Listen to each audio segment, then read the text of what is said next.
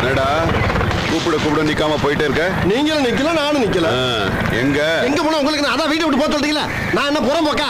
எங்களுக்கு சொந்த வந்தா ஊரு உறவு சாதி சனம் பெத்தவங்க பிறந்தவங்க எல்லாரும் இருக்காங்கன்னு சொல்ல வந்த மச்சான். கோஷம் ஒத்துக்கிட்டு வருதோ? நாங்களும் சோத்துக்கு ஈக்குவலா உப்பு போட்டு சாப்பிடுவீங்க. அது போக உப்பு போட்ட ஊராய தொட்டு நக்கிறவங்க.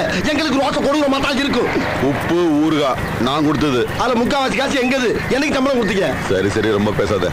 ராம்நாடு போய் நம்ம வாடிக்க வண்டியில மிளகாரோட எடுத்துட்டு வந்து. இதை முதல்ல சொல்ல வேண்டியதானே? இவ்வளவு நேரம் பேசலாம் வேஸ்டா போச்சுல்ல? சரி பாப்பா. பணம் கொடுக்காம எங்க போறது?